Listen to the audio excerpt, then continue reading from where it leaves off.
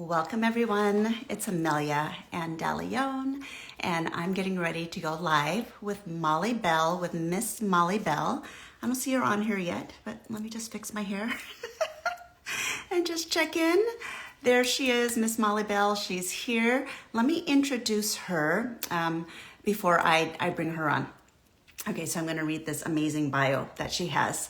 Hi, Virginia, so good to see you. So Molly Bell has been a professional musical theater actress for 25 years with an eye towards wanting to raise a family. She's got Riley, who is 10, Ryder, who is 16, and to contribute to the local professional arts community in Silicon Valley. And there's gonna be more that we'll share. I'll let her talk a little bit more about this. And she has also been, after her first child, she's been writing and producing her own work. She is really funny. You'll get to feel that when we interview her. She's comically driven. I love how she writes this. She tells her stories. She's comically driven, heart-centered stories with women in charge. Her first musical, Becoming Britney, premiered at the New York Fringe Festival, for which she was rewarded Best Actor, and went on to win the Bay Area Theater Critics Circle Award for Best Original Script. She was commissioned by the Center Repertory Theater in Northern California to write Real Housewives, the musical, which went on to be produced by the legendary Gary Marshall at the Gary Marshall Theater in Los Angeles. This is like a big deal. Molly, I can't wait I know I'm gonna have you on here pretty soon. And her latest musical is Molly Bell's Hysterical. All right, so there's more that we're gonna learn about her, including she and I have a common experience of living with chronic fatigue. For me, chronic fatigue, and we'll hear about what her health challenges are. And I'm going to go ahead and accept her request. And I do want to say this is my Project See My Face experiment that I'm continuing. I'm doing it once a week. And I'm going to be sharing this as a recording later on my page. I'll also post it to YouTube and to my podcast. So welcome to all of you watching this live or watching this as a recording. And feel free to ask any questions, post in the comments, say hello to me, say hello to Molly, and I'm going to bring her on right now.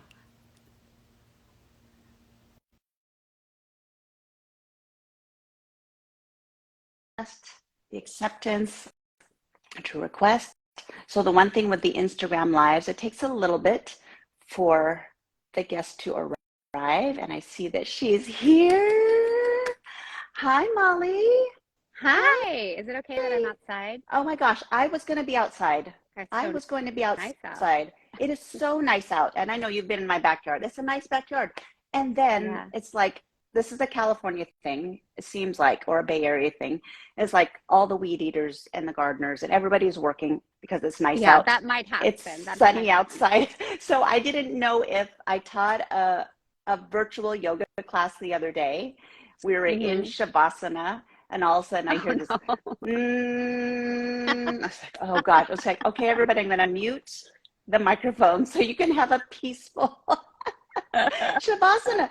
So that happens sometimes, but for this is okay. It's okay if there's some background noise. I can hear you great. And I can see your face. I've got my little guy over here. Oh, and my little guy is Kobe. Kobe, look up. He's like right back there. He's just on the couch. Oh my He's God, like right they there. look like twins. Yeah, they do look like twins. Yeah, Cute. we'll have to do this maybe again in person and bring our dogs in person and see how they get along. That sounds good. Oh, good. Good. Yay. So you know what?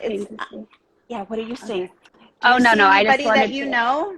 There's somebody named. I just wanted to see how I could make the video brighter, but I think I'm good. Okay. Yeah. Yeah, go ahead. I think we're good. So I think you've been on a live before. I'm gonna have to go ahead and turn off put this here. Yeah, if you see anybody that you know that hops on live, and people may not see it until the recording later, but feel free to say hi, especially when it's a time like this, like a weekday, 10:30 in the morning. You know, people are at work. So and we have the luxury to have this conversation today, which I'm so excited about. Did you hear my introduction? I did. Of you? My long bio. Can you tell I've been doing this for a long time? I know. I know. I don't know if everybody heard. So you've been doing this you've been a musical Oh, like, theater actress for 25 years. yeah, I guess since about age, like, I think I like joined the union, which I mark as sort of the professional, like when I started getting paid to do it. I've been Yeah. doing it since I was 7 years old, but Yeah. not, for a long, long time. So it's like my Right. whole life. They say do what you do. You should do in life what you did when you were 7 or 8 years old. So this is what I was doing when I was 7 or 8 years old, was starting in my backyard by putting on block party skits, and I knew that how my mom could tell how committed I was, because I would make everybody commit to a rehearsal Oh, schedule oh to my make sure we gosh. knew what we were doing. And I was like, you guys, we open on Friday night. And I would always see, like, somebody had a bathtub they were remodeling, and they had an old bathtub on their front lawn, and I was like, okay, so we can use that bathtub. We can do splish splash. I was taking a bath, and we did a routine of splish splash. I'm like, we'll use the bath, so I always had it in my brain to sort of create these musical moments. Oh, So that's yeah, so when I awesome. turned about 24, I started doing it professionally. And when I had my first child, I knew I was going to be at home with him for, a good year or so, which actually I ended up being back on stage after 3 months, which was a whole crazy story. But I wanted something creative to do while I was home. And so I thought, oh, I'll write a musical. I'd like you do. Yeah. And Like most of us that are in postpartum do, right? Not. right, I know. But it was really something that could keep me, like, centered and grounded, and focused on something that I could do creatively to help during that time when you sort of feel detached from the world. So it was when I saw, Britney. It was my first musical. Was about Britney Spears. It was a vehicle for myself, since I sort of, I'm blonde and can dance like her. And we thought, oh, it's, with what Britney was going through at the time. So I was like free Britney before Britney was free Britney. Yeah. What year was And that? What year was that? Do you remember? 2012. So that's Mhm. when we did it. And it's like, what if Britney went to rehab in her and got stuck in her own musical? That was what it was about. And it sort of seems very silly, and it was a silly show and very funny, but it was always rooted in, I didn't know it then, but I was talking about uh, a woman in crisis and how she finds her way out. And that's exactly what my Real Housewives was about, a woman who loses it all and has to climb her way back out, usually through finding her, themselves. And then now my third musical is about me finding myself in crisis and finding my way out. So even though these are very lighthearted shows that I write, very funny, kind of pop music style, they're rooted in, finding your truth, basically. Mhm. So, and as Yeah. I've gotten older, that's what I don't think I realized that when I was writing my first musical. And it took me having sort of my own crisis to see, oh yeah, that is what my work has been about for the last, uh, you know, 12 years or whatever. Yeah. So, Yeah. Yeah. Hi, Allie. I see Allie is here. I want to say hi to a couple people that are yeah, here. yeah, I'm just yeah. gonna wave at everybody. So Shakiti, let's see, Michael Patrick, Jordan. Oh, Michael Patrick Gaffney. He's an actor, a wonderful Oh, actor. hello, Michael Patrick. So good to have you. Hi, Allie. All right. So I do want to mention for how do I make all these names go off now? Because now I can't see your Oh, face. I think just maybe try tapping on it. Yeah, yeah, yeah. It's good. Okay. I got it. Thank you so Okay. much. Um, all right. So for those of you that are just hopping on, this is Miss Molly Bell. She's an amazing actress. And I want to tell you how I met her. She was and is a student of mine. She was a yoga student. She was in my class. And I don't know if it was sometime after class, sometime you mentioned to me that I was kind of part of your musical. that I played a little tiny part of your musical. And it's just like, oh, what? And then you also shared this parody about Reiki, which is like really funny too. Yeah. And it's just like, which is kind of making fun of people like me, which is like totally fine, I think, or the healing modality that I share with the world. And that's when I first discovered that you have a chronic illness, which I didn't know. And maybe you shared it because I might have shared about my chronic fatigue syndrome in class. Yeah. I think that's where that connected. And that's kind of how it happens, right? We make those connections when we're really real and we share our stories. And I did not realize until I went to your page, like how amazing you are. And I was just like, who am I listening to? It's just like, that is Molly singing. That is Molly singing. Because I was listening and I was thinking it was a, oh gosh, now I'm blanking on her name. You know who it is. Who sings Gravity? Who sings, Sarah Bareilles. Sarah, I thought, I think I'm listening to Sarah Bareilles. It's like, oh no. Thank you. No, there was something about it that just reminded me of her voice, or maybe it was the Broadway theater actress way that you sing. I'm not sure, but I was like, wow. So I'm like kind of fangirling you a little bit now. Oh, I know, and I can't wait to see. Yes. Sarah Bareilles is one of the people that I sort of keep an eye towards.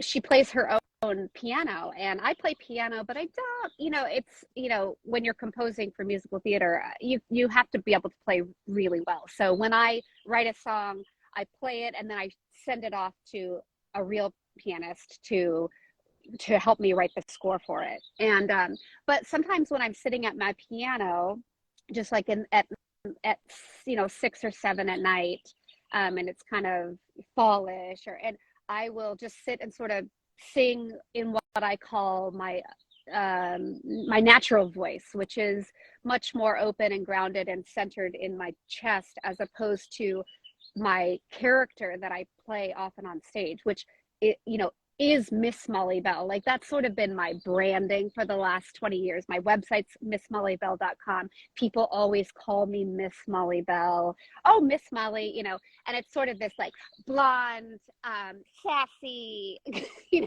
girl on stage. But as I've gotten older, I really wanted to connect to my natural almost 47-year-old voice, that's inside me. And I think of Sarah Bareilles as my avatar for that. Oh, wow. Mm-hmm. Yeah. So it's funny that you would mention her. So maybe that's what you're hearing when you're, Right. Yeah. Yeah. So good. I know. I want to talk about, we talked about discussed a couple topics, right, that we could talk about today. Right. And which I want to get to those. And okay, so you said at 7 or 8, that's when you first had put on your first skit, your block party. Was that 7 or 8 years old? Yeah. 7 or 8 years old, yeah. So I always like to ask everybody, were you ever camera shy?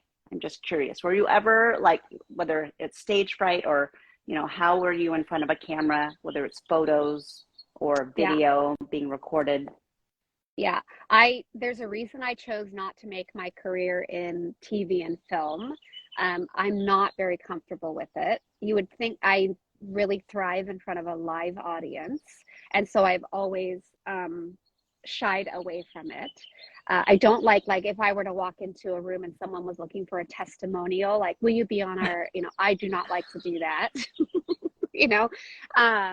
and so you would think the opposite, that I would be, but when I went to do Real Housewives in Los Angeles, I was not in it. I was the writer of it. I was there as the writer, and they would interview the cast, and they interviewed me as well for the news, and they left me out of the interview because I was so terrible on camera. And there's all these Los Angeles gals that, that were ready and knew what they were doing. I was like, oh, that's how it's done. But so it's not something that comes naturally to me. Yeah. And I've just, but if I'm singing my own stuff or talking in my own voice in this sort of format, I'm fine. It's if I had to sell eggs or something, you know. I don't know. It's just not something I gravitate towards. So it's been a learning curve to learn how to be on camera and to learn how to be on camera live. And it's something I've forced myself to do for whatever reason. When I'm on live, sometimes I go on live on Facebook or Instagram and I'll sing one of my songs or lay down tracks for a demo that I need to send off. And I find that going live mimics a live audience for me, even if there's just 1 or 2 or 3 people watching, and I'm able to rise to the occasion when it comes to how well I sing. It's amazing, the difference. It's really been an interesting experiment to see what it does to the human body. And your cortisol, I don't know if that's great for me, but your cortisol rises and I can just lean forward into it. And I've gotten better at it over the last, couple months of trying it. Yeah. Yeah. I don't know if it's cortisol or adrenaline. Would it be adrenaline? Yeah. So cortisol typically rises in stress. Well, it feels stressful to me. Oh yeah. So and it could be you could be a eustress, which is actually a good kind of stress, something you're excited about. Right. Or it could be like stress, like that's more like distress, so and sometimes that stress can fuel you. Yes, exactly. Except in my case, my body overreacts to any sort of stress. So that's how I got myself sort of that's what this new show is about.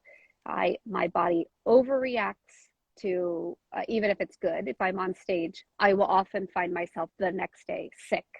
And so learning how to balance that has been a big part of it. So one of the things I do when I go live is I try as much as possible to stay to sort of use an overused word now, to stay as authentic as possible, because if I'm putting on too much of that show, it will kick me over into literal illness, because my body does not make antibodies. So I don't have I get replacement antibodies from other people, specifically plasma, but I still they're only able to replace a certain level of immunoglobulins. So then my body just can't react to the good or bad stress. So learning how to balance that and still be a performer is literally the story of my life now. Wow. How often do you have to get the plasma? Once. What is it? Is it like getting a blood transfusion, but you're getting plasma instead? Sort of. It's mailed to me. It's FedExed from a pharmacy in Berkeley. It comes in 3 little vials and it's administered subcutaneously. So I used to get an IV of it, but the IV meant that I'd have to go to the hospital, into the infusion center, and would get sick very often because I was in that environment. So luckily they have this subcutaneous, which means it goes under the skin. So I have 3 little needles that go into my tummy and then my thigh, and then a pumps out the plasma over about 2-hour period. So it's every Sunday or Monday night I get that, and it just keeps my levels at a place where I won't get pneumonias, and I was getting chronic pneumonias, bronchitis, ear infections, and now I don't get those anymore, which is great because those are the life-threatening ones. But I get what I would say is similar to something like a chronic fatigue, or I feel flu-like symptoms pretty much every day. Kind of, and they come in waves, as the day goes. And your class and I've been doing yoga for about a year now, just a year, because I've danced my whole life. I was a dance fitness instructor my whole life. Yoga has been, one of those things that I knew I needed to do, but I just couldn't get myself to slow down enough to do it. It takes a lot of patience, and I'm not a very patient person. And so that's why over the last year, I've really committed to doing it. And it's changed my life. And meditation, yoga has changed my life. And now I definitely am able to handle the daily stress of feeling illness. through, you know, through your classes. Mm-hmm. Yeah. I wonder if your experience is similar to mine, whereas I have days when, like, I know what I'm going to do. Let's say I'm going to teach a class, and that is my output for the day. Mm-hmm. And then the rest of the day, certain days, maybe, and then I'm resting, or I could be in the recliner. I might be outside in nature, but it's like I have to conserve my energy. And I don't have the Yeah. same thing as you. It's not, mine is adrenal fatigue, Mm-hmm. you know, chronic fatigue, you know, different things. It's still a little bit of a mystery. That's why it's syndrome. When Yeah. they call it syndrome, they don't 100% know, you know, what the cause is, but that's my experience. And if I don't pace myself to give myself the downtime, whereas I feel like I'm a grandma sometimes, like I could be sitting on my rocking chair having my cup of tea. I'm really like diligent about my sleep hygiene, like all of that stuff. Because if I don't take care of myself that way, I could be just laid out for a day or two, or maybe longer, you know. And when I'm on, like what people see is like an amazing amount of energy. Like I'm strong, I'm healthy, I've got a lot of vitality. And the reason I have that though is because I know how to manage this chronic fatigue. And a lot of it was mental too. It was like my lifestyle and mental, because I was burning myself out. And I don't know if this was your case, but I have a tendency to be sympathetic nervous system dominant. Are you familiar with that? Agree. Mm-hmm. That's, yeah. All the stuff I study right now is based in that, because everything about me wants to be on all the time. I mean, I'm really on all the time, and I'm probably a few steps behind you when it comes to committing to a certain lifestyle that I'm still hanging on to, you know, and grieve a little bit of grieving what my old life was and how much I can't do now. And that's why I've gone to sort of figuring out being in charge of what I'm writing as opposed to performing in other people's shows. I know what I can handle when I'm on stage if it's my own show. So it's a big part of the transition into this next part of my life. Yeah. Mm-hmm. But it's hard. Yeah. And hi, Sujata. So good to see you. You know she's Sujata? You remember Sujata? We're our yoga friends. And yeah, that's so great. I really appreciate getting to know that more about you and your experience. So, and I think you touched on it a little bit. So the difference between being on stage versus presenting yourself, hi Sujata, presenting yourself on social media. It's like, what is the different experience for you, and energetically, like what? Yeah. Well, I really struggle with social media. I took about a 1.5 year break from it, and with the intention of not really going back, because I find that when I'm on social media, I start writing for that audience, and I see everything becomes much more shrunk down to, will these people like it? And, you know, my therapist, who's really helped me through this transition in my life, you know, she said, well, who are you thinking about when you're thinking about these people that, you know, you've made them authorities in your mind? Do they really exist? And she said, you know, when we think about the people that are judging us, they're usually kind of figments in our imagination. So can you name them for me? And in my mind, they were like 3 people: a family member, a person that used to be an authority figure, a teacher, and they're not even watching. You know, those are kind of fake people, you know, that I'm like, oh, what are they thinking about this? And she's like, oh yeah, that's just your, you know, your mind putting all this, you know. And so that is a little bit what social media has done for me. And so when I went off of it for a 1.5 years, I wrote this play that I'm writing. I mean, I wrote a whole play or a whole musical, you know, and then you get to the point where you have to sell the play, You know, it doesn't, yes, I could put it out into the world, but no one would buy it, you know, and I need people to come see it. That's the whole point of it. And so I'm really at a crossroads trying to balance how to be an artist with how to find an audience. And unfortunately, it's very difficult to do without social media. Mm-hmm. And so I go back and forth with myself, like, okay, should I do it once a week? So when I took my 1.5-year break, my husband had my passwords.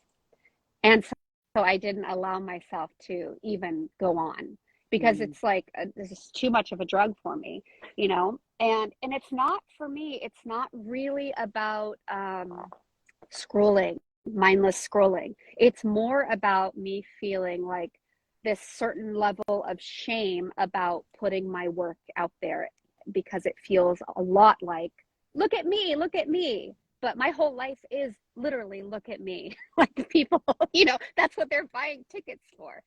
Somehow being on social media makes me feel like that is a hustle, and it's tainted the art in a certain way. And I know I'm not alone in this, you know, but I hear it all the time. That's the most difficult thing, you know, for people to balance. So I'm still trying to find my way through that, because I've been on now for, I don't know, maybe 5 months or so. And I've just decided for this experiment in this run to try and spend as little time apologizing for myself as possible, which is a really difficult thing to do. But there are 3 things I can do in the world really well: sing, act, and dance, and hopefully be a mother. And those are the things that I can do. And so I've tried to make an agreement with myself that I'm not going to apologize for that talent. But it's a daily practice, yeah, for sure. I spend a lot of time worrying about what other, do they think I'm showing off? Which, you know, that does happen. So I have gotten that feedback before. But you know, this is what I do, and this is how people show up to my shows. Yeah. So I can't say that I've gotten there yet, but that's what I struggle. It's a struggle for sure. Right. Yeah. Yeah. Thanks for sharing all that. And like you said, it's not atypical, right? There are other people that feel that way. One thing I would consider, if you haven't yet, is that the things that you love, and the things that are naturally, like, you feel like that they are your goddess given, you know, whatever your talents is, like, you were born with this, like, this is your gift, is that is actually your gift to share in the world. And why feel guilty about what you were blessed with? Yeah. Right. And whether it's inspiring somebody or touching somebody, because I mean, when I hear somebody sing, it can make me cry. I mean, there's just something about that vibration. It's like, oh, thank you. Thank God there's music, right? Dancing makes me happy. You share that, you know, and you're writing these musicals. And on top of that, you're sharing your story. And if people didn't hear your story in this way, because I don't know how many musicals there are about chronic illness. I don't know. There may not be a lot. Any. and for the people who are experiencing that, what a gift that is to know that they're not alone, and to hear your story, and to hear it in a funny way, because it'd be so nice to laugh.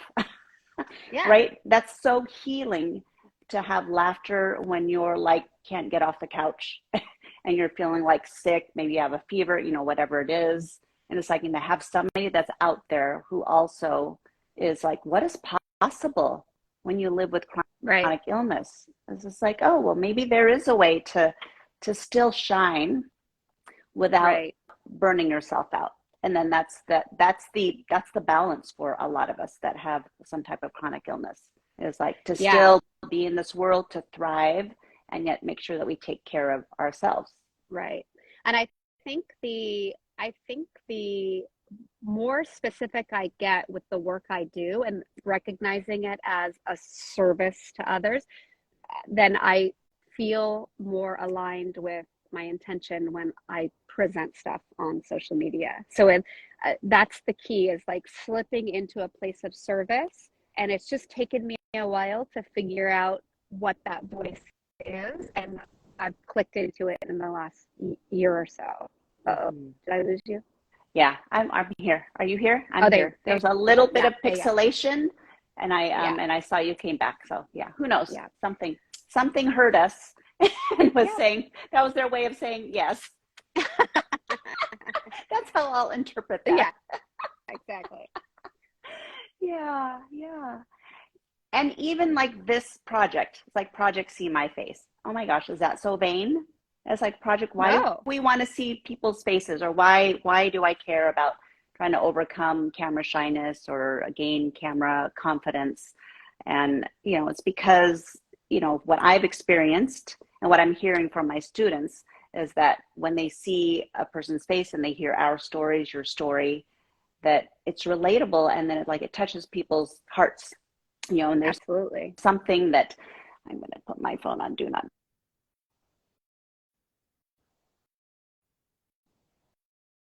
There we go. All right, I'm back. Oh, there you go. All right. Yeah, I was on it wasn't on do not disturb, and I was getting these messages. It's like, okay, I got to turn that off. And I also was thinking, is just like, isn't that so vain to have to talk to the camera all the time? It's like, do people want to hear what you're saying or hear your stories? And the people that do, I go back a lot to Georgia Blatchford, who was one of my first interviewees. She's in Tulum, Mexico. And she gets on frequently, talking to her followers, and just is walking, looking at the camera. And she reminded me, or reminded all of us, that it's like, yeah, maybe you are talking to the masses, potentially whoever is going to watch this live or later. And it doesn't matter about everyone. All that matters is about the one person, or that person who resonates with you and decides, oh, I'm going to actually stop and watch this whole thing, because I think there's something here that is going to inspire me, and I'm going to take down notes, and I'm going to, follow that suggestion that person. Right. Exactly. Said. Yeah. And maybe feel better about yourself, not feeling alone, that you're not the only one, with these health issues or this life experience. Yeah, it's true. And, as you do it more, you just get better at it. Yeah. It's just like any sort of practice. And I think it's just such a fun thing to try. There's a couple different ways that I talk to the camera. Sometimes I go live. Sometimes I sing at the piano with people. I have done a live rehearsal where I brought on someone like what we're doing right now, and we rehearsed a scene together, and people loved that, watching that sort of, watching part of the process of building a script. And that was really fun to do. And then sometimes I'll record my own little monologues and do them, so that they're not live, but they're, and each time it's just like a different experiment to see what people like and what topics. It's just fun. It's fun to try. And it's great to put yourself out into something that feels fearful, and it makes it lessens the fear each time, for sure. That is what I've noticed over the last couple of months of doing this. So our two projects just happen to coincide, because I've only been doing this now for the last 6 months, and each time I get a little bit better and more confident at it. Right. And my work grows as something else. I'll have an idea based on that. Or I'll hear from somebody that says, "Oh, love that," and it's been a really good experiment to try. Yeah. So I want to go back to when you said that you did the interview for the Real Housewives of, was it Real Housewives of Los Angeles?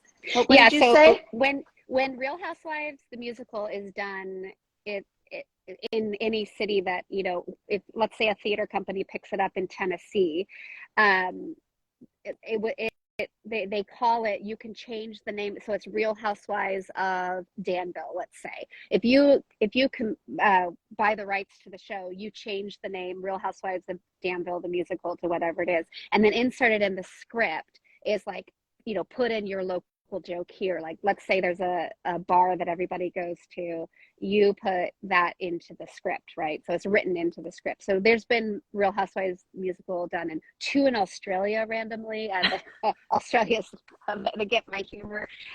Tennessee, there's a Walnut Creek, obviously, Redwood City, and then the one we did in Los Angeles was actually called Real Housewives of Toluca Lake, which is where Gary Marshall, and Gary Marshall, the guy who wrote Happy Days, Yeah. so it was his theater company. He's no longer living. He passed away a few years ago, and I was lucky to get in and meet him right before he passed away. So yeah, and so you put in whatever town you're doing the show in, and there you go. So yeah, when we were in Los Angeles, obviously they're going to have a lot more cameras around than I'm used to. Yeah. So I wanted to know, you said that they did not keep your interview. Yeah. Well, they kept the other ones, and you said, oh, well, you were able to observe. It's like, oh, that's how you do an interview. So what is it that you noticed that those, I don't know what you call them, were they characters or people? I mean, were they part of the cast? Were they part of the cast? Cast members, okay. Yeah. Okay. But these are reality. Actors. Reality. No, they're actors. They're all actors. No, they're okay for the musical. Yeah, they were there. They were actors in the musical. But the actors in New York, the actors in Los Angeles versus some of the actors here are used to doing, they spend their time doing, the majority are TV film. They're there to do TV and film auditions. So every day they go in and they audition, they'll say, slate your name, and they'll say, I'm Molly Bell. And I'll say, okay, can you sell us this coffee cup or whatever it is? I'm like, Pete's Coffee. And then you stop and they say, okay, thank you so much. And then you leave. Okay, that's what a majority of the day is spent doing. Or, gosh, I love iPads, and it's like a different world. It's a different way of being. You can live in short segments of, tinier fragments of a sentence. Whereas when I'm on stage, it's for 2 hours and I have a lot of time to get the audience to like me. It's hard to do it in a 20-second bite. So it's a skill, just like anything else. And I'm not used to that skill, nor do I love doing that kind of thing. Yeah. So these actors were used to doing it, even though they were there doing my play, which they still do theater in Los Angeles, just not as often. It's just not as paid as well, So these were people who the majority of their week was spent auditioning or being in television shows or commercials. If you can get a commercial, you're set for the year. A national commercial pays a lot of money. So that's a good bulk of what you're auditioning for. And so they were just really good at it. They do it every day. So they could stand in front of the local news anchor and give a 20-second interview and know what to say. Whereas when it happened to me, I was just, and I wrote it. I mean, you think I would know what to say, I was just completely blank. Plus I had my hair in pigtails. I mean, I looked ridiculous. So I'm not surprised that they didn't put it on, but I think it's a skill, just like it's just a skill, and I just didn't have it yet. I mean, I still don't have it. When, I don't think I don't really feel a calling to go and do, it doesn't speak to me. If I'm on with you back and forth, that's much easier, So it's just not the world I live in. So I wouldn't say I've gotten any better at it. Did they give you that clip? The no. outtake? I have a picture. I do have it would be fun to see it. I'm sure it exists somewhere, but they didn't send it to me. I have a picture of me on the stage with them, I'll send it to you with the big camera, and I'm being interviewed, and I look like the farmer's daughter. I didn't know that it was happening that day, and I had pigtail. I mean, I was there as the writers, and I was kind of, busy writing a show, you know, and I had pigtails and like a flannel on. I mean, I literally looked like, you know, get the girl from Northern California out of here. So yeah. So But good. it was okay. It was an intro, you know, a learning experience of like, oh, because I watched the other actresses do it, and they were specific. They gave a bite-sized answer. They didn't go on and on. They were really laser focused, and I think that focus helps the other person on the other end really, you know, um, it helps to deliver that message. So if there was anything, I would say it's like shorter sound bites with clarity, just like anything in life, delivers well. Right. Yeah. Yeah. And I know for me, I don't necessarily want to listen to somebody that's acting, right? When we're in this format, Right. an Instagram live, or, you know, whatever people decide to talk about, Right. when they're talking to their followers or people that get to know. And, you know, how do you get people to know you if you don't take the time to every once in a while, like just talk to them, Right. like talk to them like how we're talking to each other right now. Right. What do you think?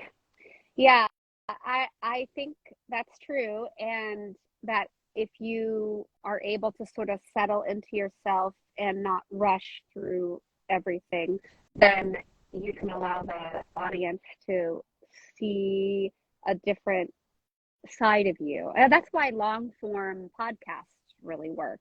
You know, people will listen to a podcast for 2 hours, and I think you can find that same energy on the screen as well. It's fun to go live or be on camera and try and resist the urge to perform.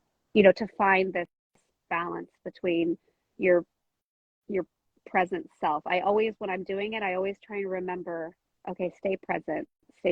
Don't think it, don't try and jump ahead to how many people will be watching this. Like you said, one is enough. And one does make a difference.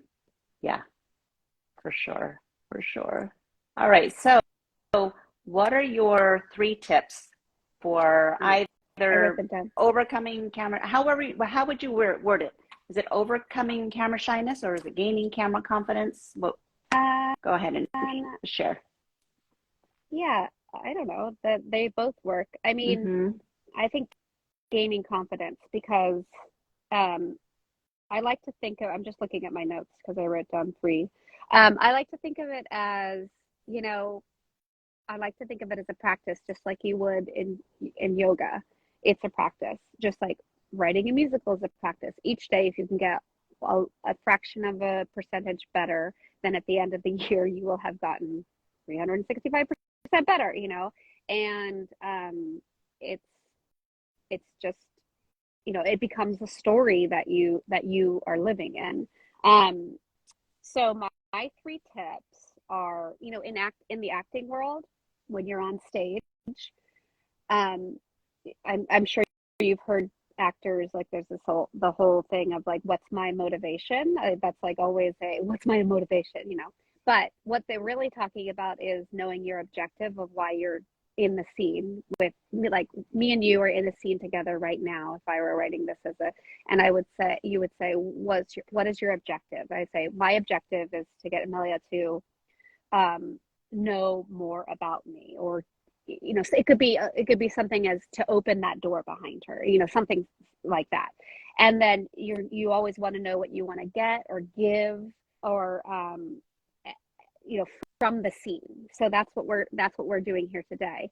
And the more specific and granular you can get with that, the easier it is for the audience to understand. So I think that translates to being on camera as well. If you're going to be on camera, why are you there? What are you trying to give or get from this situation? And then using an action to figure out how you're going to do that.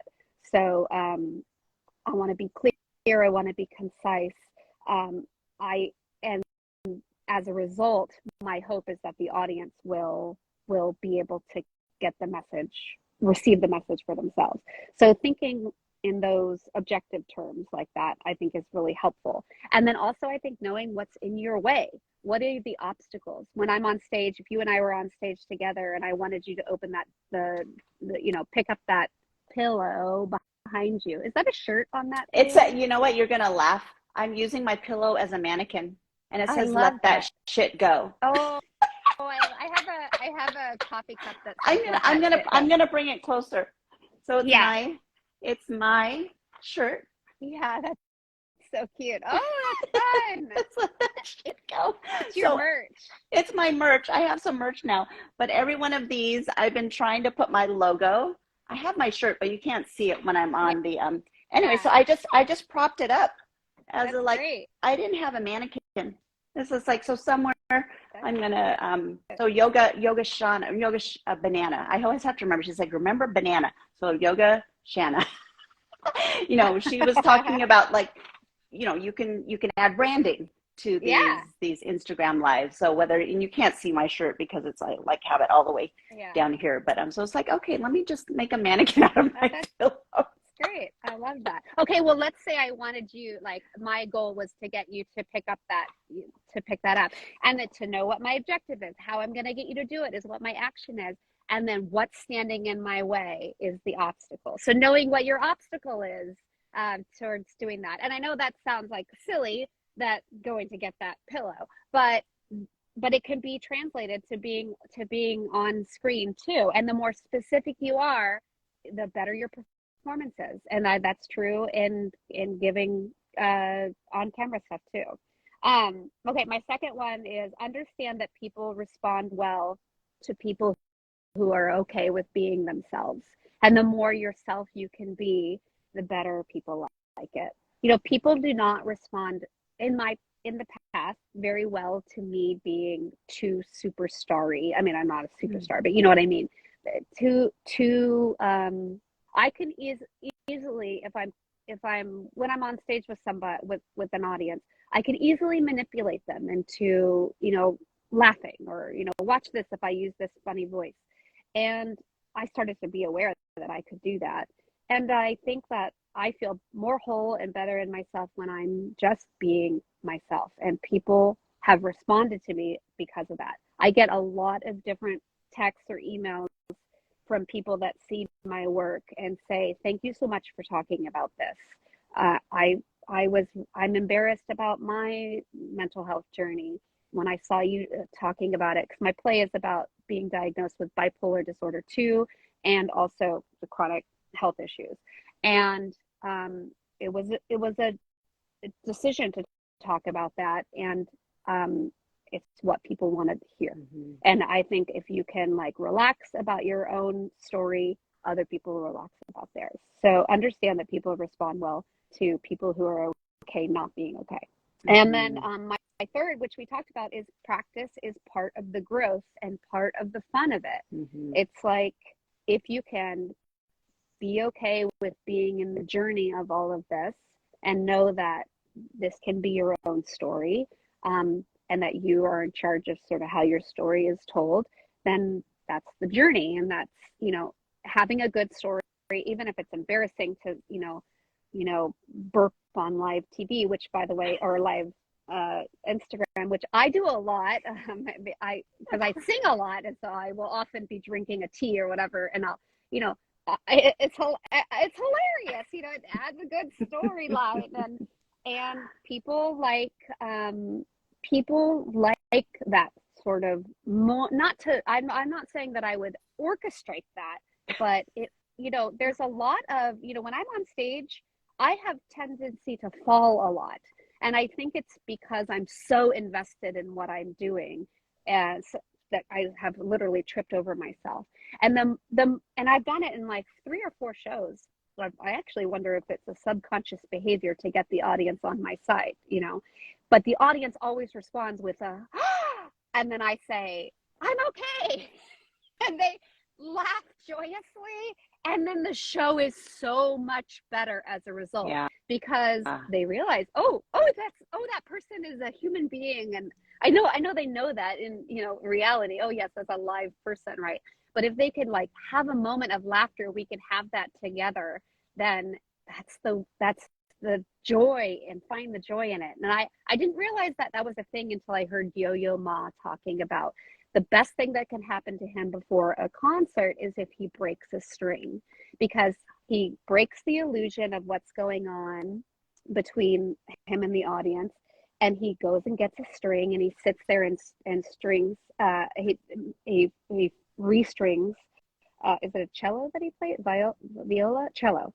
He restrings the cello. Well, I could be totally wrong about the cello. I think it's cello. I think it's cello. Okay, good. Yeah, okay, I love Yo-Yo Ma. Oh, yeah. Yeah. And then he sits there and restrings it while the audience like listens to him tell a story, and he's himself for a second.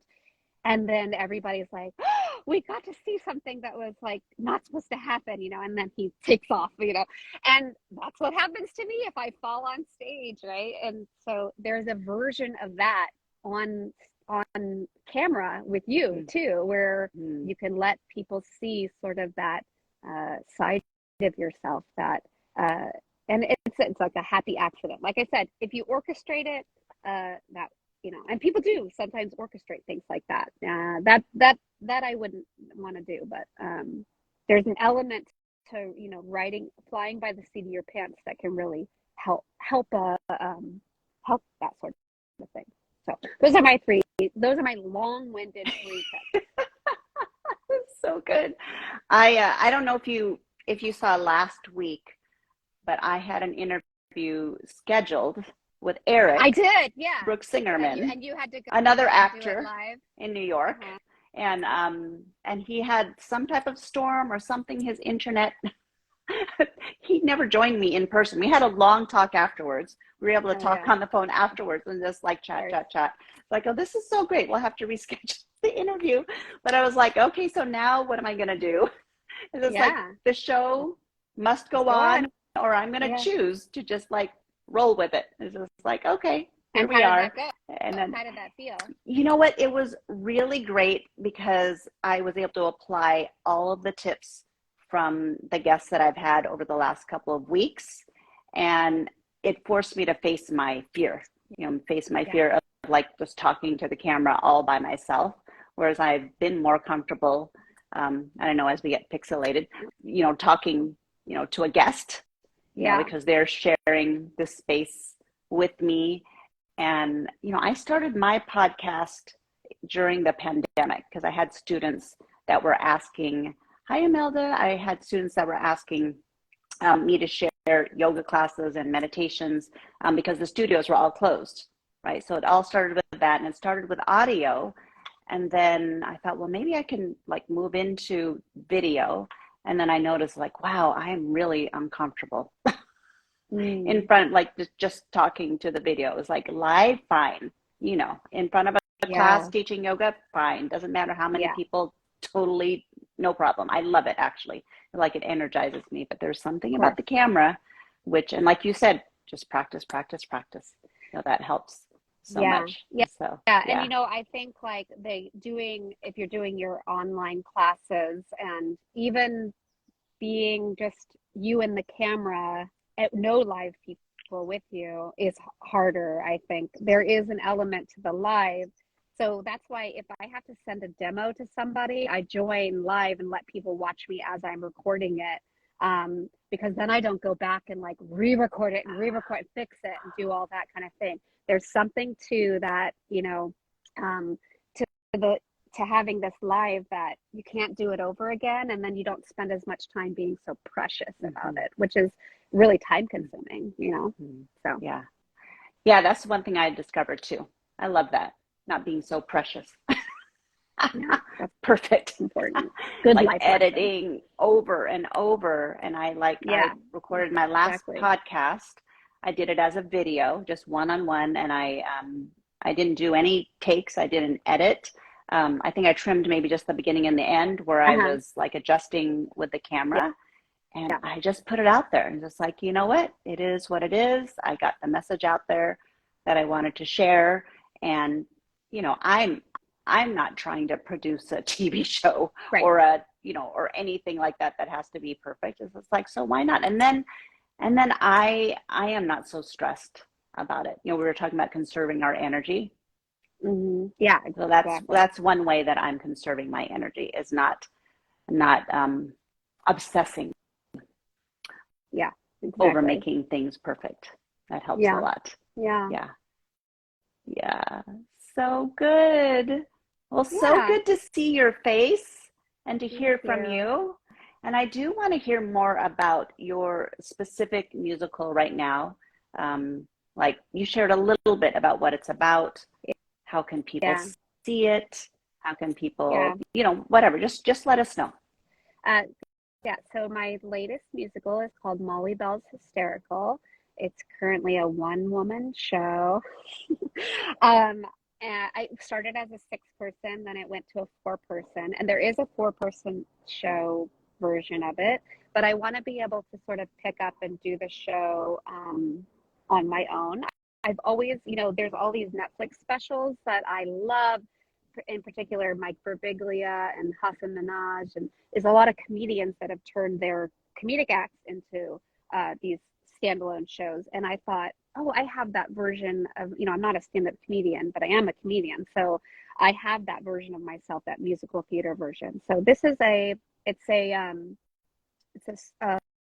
like 75-minute show of like a midlife crisis that I had, and it starts with an incident of me going to the hospital, and goes through, talks about being diagnosed with bipolar 2, being diagnosed with this antibody deficiency, and how those two work together, and how writing myself as a character in my musical has gotten me to the other side of my journey. And that's what it's about, all told in a fun 75 minutes of high octane musical theater moment. I mean, it sounds very heavy, but it deals with a lot of mental health and all these issues that are very of the moment, but it's very lighthearted and fun. And it's really a conversation between me and the audience. The audience acts as the second character in the show, and we sort of I use them to tell this story too. It's I haven't been able to announce it yet, but a little birdie told me that it's going to be produced in August. So you can look for that. If you follow me on Instagram, I'm sure I'll be talking about it. And then I always put up like things that I'm working on from the show onto Instagram and Facebook. It's fun to like put little monologues and songs that I'm working on, and a big part of my process is putting it out and making a video, and then I'll edit it and show the audience that, so you can kind of follow along on my journey. But yeah, that's what it's about, and it's very entertaining, if I do say so myself. Mm-hmm. I'm very funny.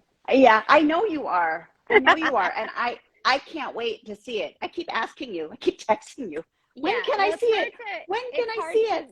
it's hard to find these sort of things, and like musicals take a very long time to write, but mainly because you have to convince other people to do the musical, and so convincing somebody to do it is hard. And theaters are still coming out of COVID, and so it's slow going.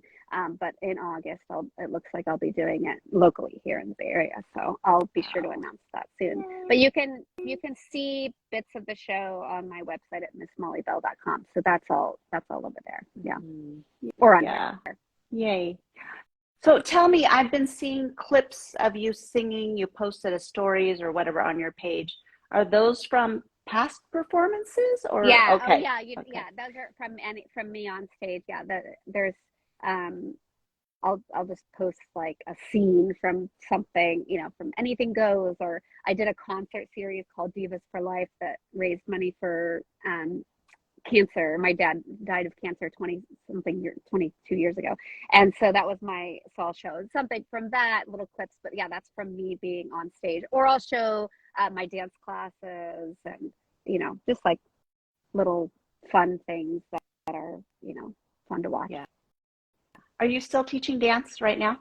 I'm not. I took a break during COVID, and I've been having some lower back issues. Yeah, I think years of dancing and pounding on that stage have really caused some pretty bad arthritis in my lower back. Mm-hmm. And so I've basically switched to yoga. So I'm not teaching right now, but I'm kind of figuring out how I want to combine. I'm actually working on, I taught dance and voice for 20 years, private voice. And I'm combining my latest project when I'm not working on my musical is combining movement with my singing. And I'm working on an online class that combines, and I've added in a little bit of a spiritual component. Typically when you're singing scales, you would maybe say me, me, me, me, me, and that's just how it's kind of been done. But I thought, oh, what if there is an element of, using like a Rumi quote, or where you're singing a mantra and you're also moving. And I'm combining all those elements right now into something. I don't know. I'll let you know in a month or so. Yeah. Are you familiar with mantras? Yeah. Like mantra meditation? Yes. Yeah. And the vibrations behind them. Yeah. And like clearing your chakras. Right. Exactly. Yeah. I love all that sort of stuff. It's helped me so much to get better. And there's a component of singing every day and learning how to use your voice. And those two worlds, I know a lot about both, and combining that and then adding in the movement to that is a sort of, they say, do the triangle of what you know best. And so there's something there, but it takes a while to put it all together. And I started recording actually yesterday. And so it's kind of, it's almost like a singer's workout, but with a yoga feel. Okay. I know. I have a lot of ideas, Amelia. That's my. I know. I love it. I know. I love it. What's your sign? Gemini.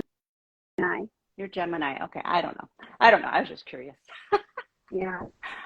I'm Sagittarius. Yeah. I know Sagittarius is known for like shooting. For what? Sagittarius. Oh, Sagittarius. Yeah, it's known for shooting off a lot of arrows.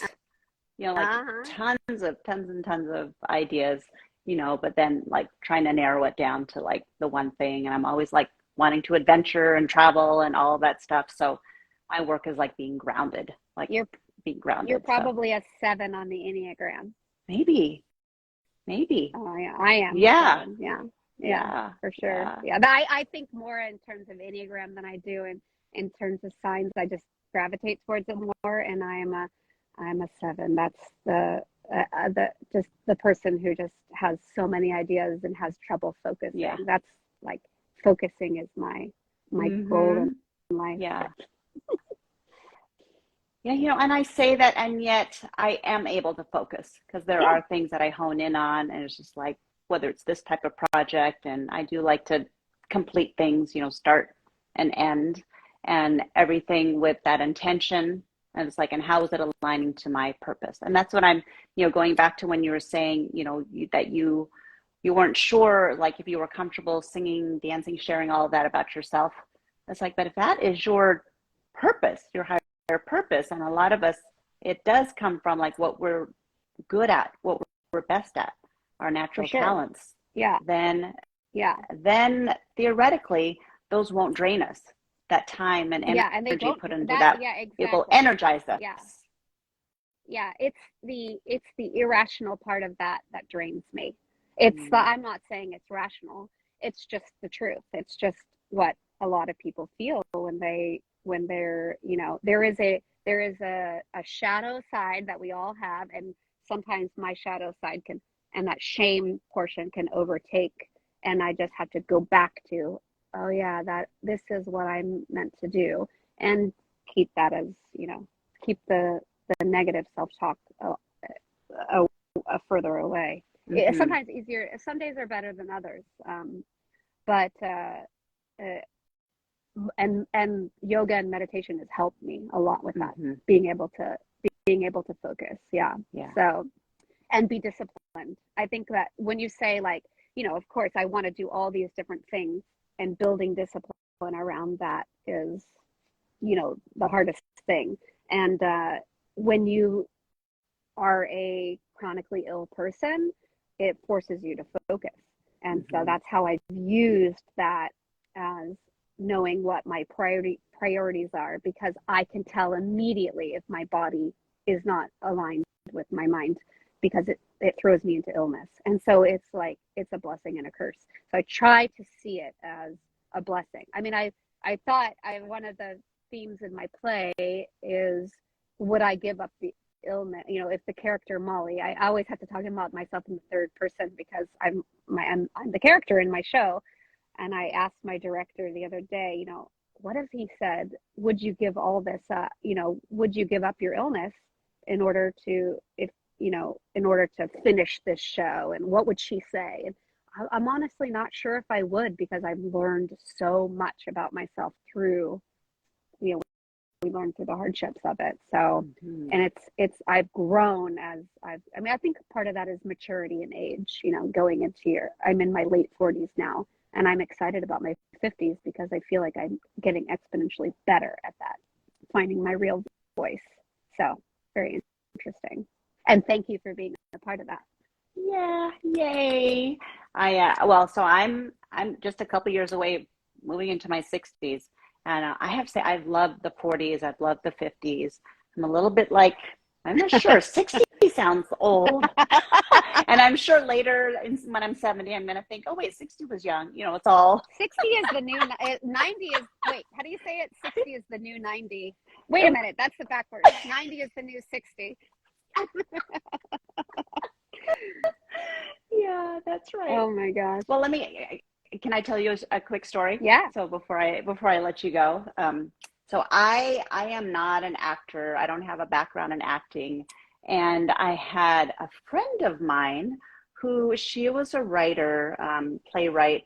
She was from LA. Her name, I think, was Rebecca Hennessy. I can't remember if that's her last name. Anyways, but she moved up to Washington. She was in my hometown, and we became friends through, I think, yoga and meditation. And she wrote this. It was a reading. I don't know if I'm saying this right. Anyway, so it was called For Women. And what we do was, like, you sit on the stage, and each of us would have the script, and we'd actually read it. Right. We didn't have to memorize it. Right. We would read it. And then she asked me, she said, you know, I'd like to cast you to play, I don't remember the character's name, but it was a 19-year-old basketball player from Chicago. I was 40 something. Just like, how? I'm not 19. She's like, no. It's just like, you know, will you give it a try? It's like, I think I can see you, like, blah, blah, blah. For whatever reason, she picked me. So, but I did get like a Chicago Bulls sweatshirt. You know, I wore a baseball cap. You know, I think there was like no makeup. I mean, there was a way to like put me in character, but I didn't really know what I was doing, you know, but we would practice. We would do these practice reads or something. Anyway, so, and so the first night, we went on stage and was at our local college theater, community theater. We're on there, and I started, and you know, you can kind of see the audience. I think there were like 100 people in the audience. You know, it wasn't that big. This was like, you know, you can kind of see because it's dark. You know, so I really started, like, you know, listening to what was going on, to all four of us, you know, reading and doing our parts. And then I got to this this place when she talks about losing a friend, like one of her best friends, and it was like really like gut-wrenching. And somehow just reading it, I got into it. I read the line and I started crying. And then I read the line again, and then I just looked at the audience and just silence. And then the next person, who was a real actress, who was actually a Broadway actress, she kind of picked up and she got the next line or whatever. But then at the very, very end, when they turned the house lights on, and then they were just introducing us, you know, and letting us take our bows or whatever, I got a standing ovation. Because people connected with what you did. And then there was this little after party, with hors d'oeuvres or whatever. And then there were people that were like coming up to me. She's like, "Oh my gosh, that was brilliant." It's like, where did you study? It's like nowhere. Juilliard. Here. I'd never done that before. And not that I would ever want to, but it was an interesting experience. And I remember the writer, she walked up to me, she was like, what prompted you to repeat that? It's just like, I don't know. I just felt it. Anyway, so she wrote it in. Oh, yeah. See, that's So great. Yeah, so the next time that it happened for the next cast, that's why. Anyway, so that's how but it was never the same as that very first time. Right, because you're trying to recreate it. Yeah. Oh, that's interesting. Yeah. Because I wasn't acting. Right. Yeah, you were just letting it I mean, that's the whole point of acting. It's like you're bringing those words through you, and that's the goal, right? Right. To do it as if you're doing it for the first time every night. No, if you've done it 40 or 100 times, that's what the good actors are paid to do. Right. Like, right. And so you just have maybe this is your next career. Yeah. Yeah, no, because I felt I wanted to throw up. I was just like, no, I don't want to do this again. Yeah, exactly. I know. Anyways, I love talking to you. And yeah, I know that you and we've also talked about collaborating in some way. I could see us doing something really, really fun together. Yeah. And really meaningful too. Yeah. So exactly. Let's get together and chat. And and then everybody, you can follow Molly at Miss Molly Bell, and that's also your website. Yep. That's my branding. Yeah, and then you will have some announcement sometime about your show in the next month. Okay. Yeah. Okay. Great. Yay! So good. Thank you so much. Thank you so much. This. Yeah, thanks, and thanks everybody for tuning in to Project See My Face. Let's see. I don't know when my next one is. I'm kind of slowing down because I feel like I don't know if I'm done learning from everybody, but I've gained so much from these interviews that I now feel confident. I feel confident doing these, these Instagram lives, and then also doing it on my podcast. And I'm starting to put my interviews and my recordings also out on YouTube also, which I don't know if you're doing that. Are you posting on YouTube? I have a couple YouTube channels, but I haven't really gone over there yet. But that's kind of the next step for me. Yeah. I mean, it's a great way to receive a larger audience. So I think that's great that you're doing that. So I don't have that quite yet to announce, but in the future I will. Sounds good. All right. Well, thanks, Molly. Have a great day. We have the sun out this weekend. Enjoy it. And and bye everybody. Thanks. Bye. Bye.